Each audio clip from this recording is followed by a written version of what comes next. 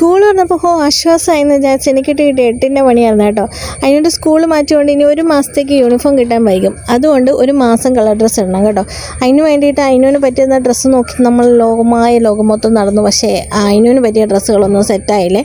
എനിക്ക് തോന്നുന്നു ഈ ഒരു പ്രായത്തിലുള്ള പിള്ളേർക്ക് ഡ്രസ്സുകൾ കിട്ടുന്നത് വളരെ കുറവാണ്. ഒരു മിനിമൽ ലെവൽ ഓഫ് സെലക്ഷനേ ഉള്ളേ.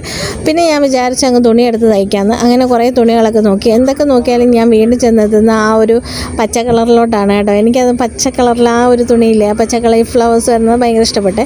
പിന്നെ ഈ യെല്ലോ ഇഷ്ടപ്പെട്ടു. അങ്ങനെ കുറച്ച് മെറ്റീരിയൽ നമ്മൾ എടുത്തിട്ടുണ്ട് കേട്ടോ.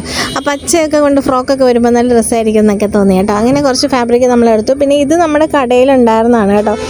കുറച്ച് കട്ട് പീസ് മിച്ചം ഉണ്ടായിരുന്നതാണ്. അപ്പോൾ ഈ പച്ചയുടെ കൂടെ ഞാൻ ആ ഒരു കോമ്പിനേഷൻ കൊടുത്തിട്ടുണ്ടാവില്ല. നമ്മുടെ കടയിൽ നിന്ന് കട്ട് പീസാണ് കേട്ടോ.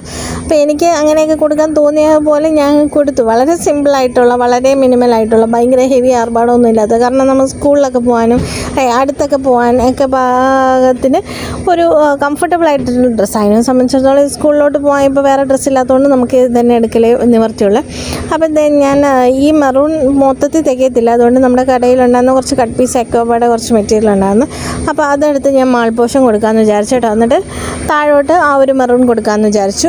പിന്നെ ആ യെല്ലോടെ കുറച്ച് മിച്ചം ഉണ്ടായിരുന്നേ. ആ മിച്ചം ഉണ്ടായിരുന്ന വെറുതെ കളയാൻ പറ്റില്ലല്ലോ. അപ്പോൾ അതുകൊണ്ട് ഒരു ചെറിയ ടോപ്പും കൂടെ അങ്ങ് തയ്ച്ചത്. ഇപ്പോൾ പാവാടയുടെ കൂടെയോ പാൻറ്റിൻ്റെ കൂടെയോ ഒക്കെ അങ്ങ് ഉപയോഗിക്കാമല്ലോ ഏത്. അപ്പോൾ പിന്നെ എന്തൊക്കെയായി നമ്മൾ ചെയ്തതെന്നൊക്കെയുള്ള കാര്യം അടുത്ത വീഡിയോയിൽ കാണാം. അപ്പോൾ stay tuned. Tata, bye bye.